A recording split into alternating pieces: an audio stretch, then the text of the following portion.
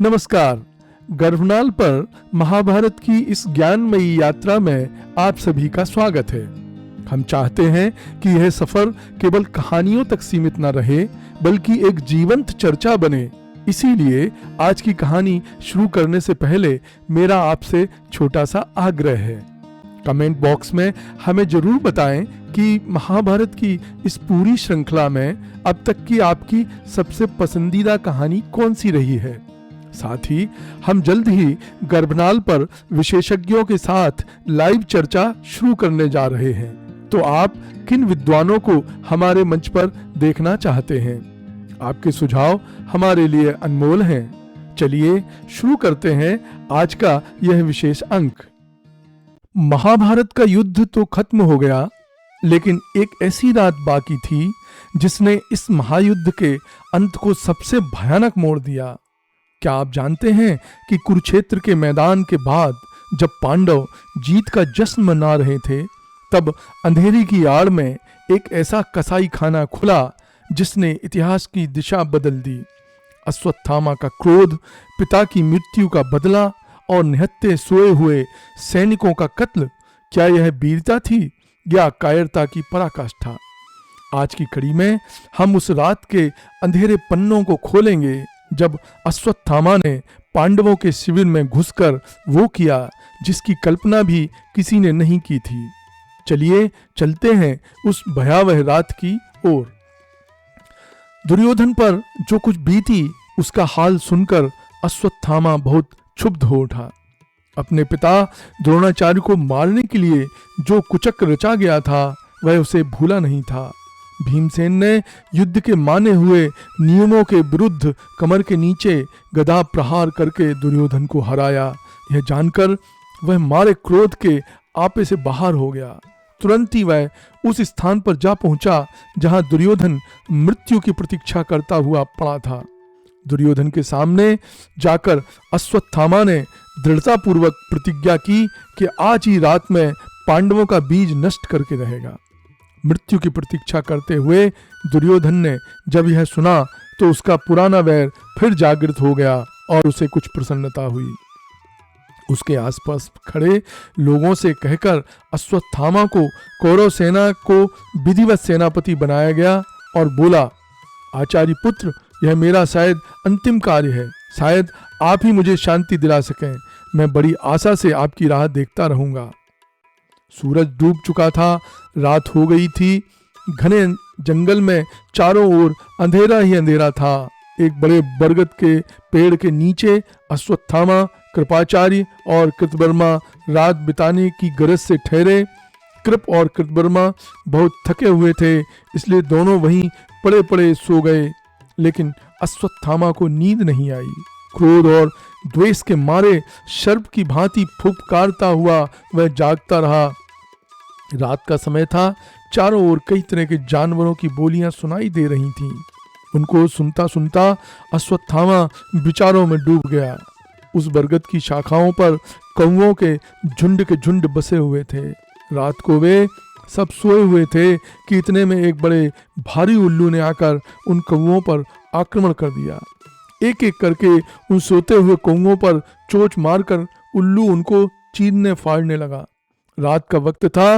उल्लू को तो खूब दिखाई दे रहा था, लेकिन कौवों को अंधेरे में कुछ नहीं सूझता था। वे चिल्ला चिल्ला कर मरते गए। अकेले उल्लू के आगे सैकड़ों कौवों की एक न चली। यह देखकर अश्वत्थामा सोचने लगा, अकेले उल्लू ने इन सभी कौवों को सोते समय उनकी कमजोरी का लाभ उठाकर जिस तरह मार डाला, ठीक वैसे ही मैं भी इन अधम पांडवों को और पिताजी की हत्या करने वाले धृष्टद्युम्न को उनके सगे संबंधियों समेत एक साथ ही क्यों न मार डालूं। अभी रात का समय है और वे सब अपने शिविरों में पड़े सो रहे होंगे। इस समय उन सब का वध करना बहुत सुगम होगा। यद्यपि ऐसा करना न्याययुक्त नहीं है, पर उन्होंने भी तो अधर्म का ही सहारा लेकर मेरे पूज्य पिता एवं राजा दुर्योधन को मारा है। इस अधर्म का बदला अधर्म से ही क्यों न लूं। इस उल्लू ने तो मुझे ठीक समय पर उपदेश ही दिया समझो। फिर समय को देखते हुए उसके अनुसार युद्ध के नए नए ढंगों को काम में लाना अन्याय कैसे हो सकता है। शास्त्र भी तो इस बात की अनुमति देते हैं कि जब शत्रु थका हुआ हो या उसका सैन्य बल इधर उधर बटा हुआ हो तब उस पर आक्रमण किया जा सकता है। और हमारे पास अब इतनी सेना है कहाँ जो हम धर्म युद्ध में उनका मुकाबला कर सकें। जब हम कमजोर हैं तो सोते हुए में उन पर छापा मारना अनुचित नहीं हो सकता। और फिर इसके सिवाय हमारे पास और उपाय ही क्या है। बहुत सोच विचार कर अंत में अश्वत्थामा ने उल्लू कौवे वाली नीति से ही काम करने का निश्चय किया और कृपाचार्य को जगाकर उनको अपना निश्चय सुनाया। अश्वत्थामा की बात सुनकर कृपाचार्य बड़े लज्जित हुए। वह बोले, अश्वत्थामा, ऐसा अन्यायपूर्ण विचार और तुम्हारे मन में?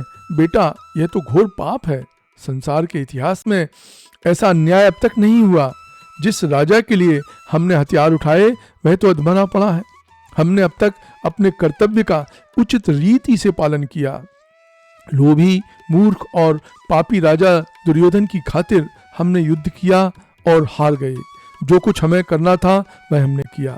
अब हमें इस काम से बाज आना चाहिए। अब तो जाकर धृतराष्ट्र, महासती गांधारी, महाबुद्धिमान विदुर आदि नीतिज्ञों से सलाह लें और जो भी उनकी सलाह हो उसी के अनुसार काम करें।